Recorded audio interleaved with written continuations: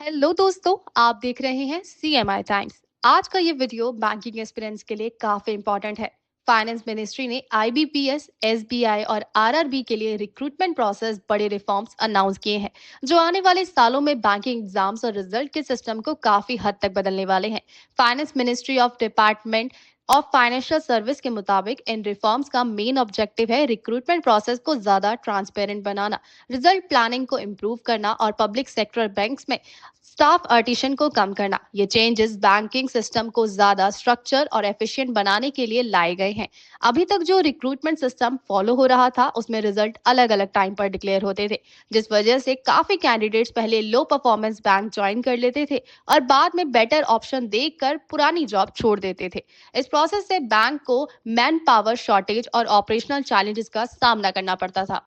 इस प्रॉब्लम को एड्रेस करने के लिए फाइनेंस मिनिस्ट्री ने रिजल्ट डिक्लेरेशन का ऑर्डर चेंज कर दिया है। नए सिस्टम के तहत सबसे पहले स्टेट बैंक ऑफ इंडिया के रिजल्ट डिक्लेयर होंगे, उसके बाद नेशनलाइज्ड बैंक के रिजल्ट और सबसे लास्ट में रीजनल रूरल बैंक के रिजल्ट डिक्लेयर किए जाएंगे। इससे कैंडिडेट्स को अर्ली क्लैरिटी मिलेगी और अननेसेसरी जॉब स्विचिंग अवॉइड हो सकेगी। इसके साथ ही एक और इम्पोर्टेंट डिसीजन लिया गया है। अब हर बैंक कैटेगरी के अंदर ऑफिसर लेवल के रिजल्ट सबसे पहले डिक्लेयर होंगे, जबकि क्लैरिकल लेवल के रिजल्ट बाद में आएंगे। ये स्टेप रिक्रूटमेंट प्रोसेस को और ज्यादा ऑर्गेनाइज और प्रेडिक्टेबल बनाता है। ट्रांसपेरेंसी को और स्ट्रांग बनाने के लिए फाइनेंस मिनिस्ट्री ने यह भी अनाउंस किया है कि 2026-27 के रिक्रूटमेंट साइकिल में IBPS कैंडिडेट को आंसर की और रिस्पॉन्स शीट प्रोवाइड करेगा।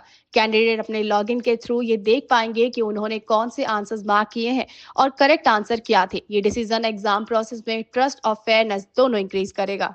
कैंडिडेट्स के लिए इन रिफॉर्म्स का मतलब है ज्यादा क्लैरिटी, कम कंफ्यूजन और better planning. Result process clear होने से कैंडिडेट्स अपनी जॉब प्रेफरेंसेस को स्मार्ट तरीके से चूज कर पाएंगे और एग्जाम इवैल्यूएशन के सिस्टम पर उनका कॉन्फिडेंस भी बढ़ेगा।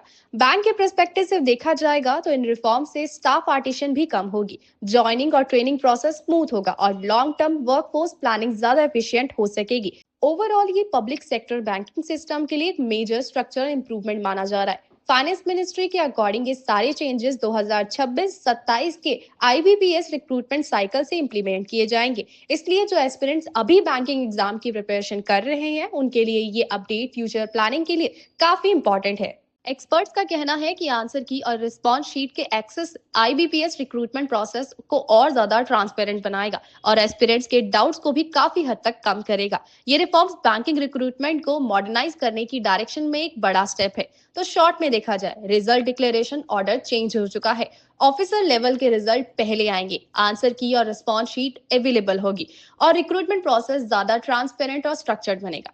ऐसे ही इंपॉर्टेंट एग्जाम और रिक्रूटमेंट अपडेट्स के लिए CMI टाइम्स के साथ बने रहिए। अगर ये इन्फॉर्मेशन आपको यूजफुल लगी हो तो इस वीडियो को लाइक करें, शेयर करें।